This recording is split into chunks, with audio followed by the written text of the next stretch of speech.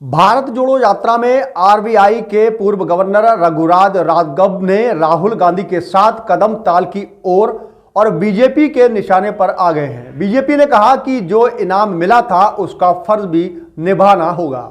बता दें कि बीजेपी के इस तरह के बयान के बाद कांग्रेस भी पीछे नहीं रही और आवाज आई कि मौजूदा मंत्रिमंडल में कोई ऐसा नहीं है जो काबिलियत के मोर्चे पर रघुराम राघव का मुकाबला कर सके।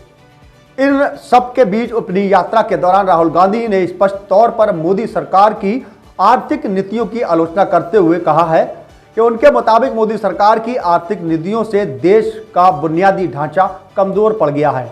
उनके सुर को समर्थन देते हुए पूर्व गवर्नर रघुराम राजन ने कहा कि अगले वर्ष भारत की तरक्की पर ग्रहण लगने वाला है।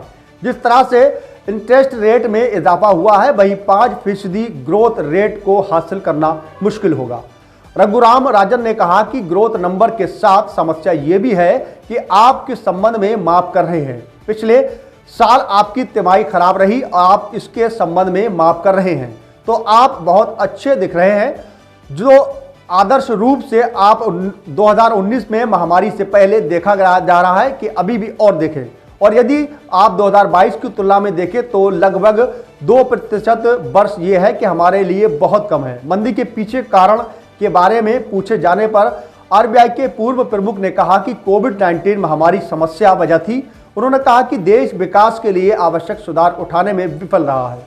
वहीं आर्थिक असमानता की चुनौतियों पर उन्होंने कहा कि उच्च मध्यम वर्ग की आय में वृद्धि हुई क्योंकि वे कोविड-19 महामारी के दौरान घर से काम कर सकते थे, लेकिन कारखानों में काम करने वालों की कमाई खत्म हो गई है। महामारी के दौरान ये खाई बहुत बड़ी खिंच गई है। वही अमीरों का कोई समस्या नहीं है, निम्न वर्गों का राशन और अन्य चीजों को मिली थी, लेकिन निम्न वाद्य वर्ग में बड़ा नुकसान हुआ है। वही नौकरियां नहीं थी, बेरोजगारी बढ़ी, जिन माध्यम से ध्यान में रखते हुए नीतियां बढ़ाई जाना चाहिए। जो कोरोना वायरस महामारी के कारण सबसे अधिक पीड़ित रहे उनको सबसे ज्यादा नुकसान हुआ है। उन्होंने कहा कि इस तरह के बयान से सरकार के नुमाइंदों को बचना चाहिए क्योंकि देश में जो आर्थिक स्थिति है वह पूरी तरह से डमाडोल हो चुकी है, क्योंकि देश इस समय कर्ज में पूरी तरह से डूबा हुआ है। वहीं मौजूदा सरकार को देश को उभारना चाहिए और रोजगार जैसे कामों को आगे बढ़ाना चाहिए। इसके अलावा उन्होंने कहा कि देश की आर्थिक स्थिति इस समय बहुत ही ज़्यादा नीचे स्तर पर जा चुकी है।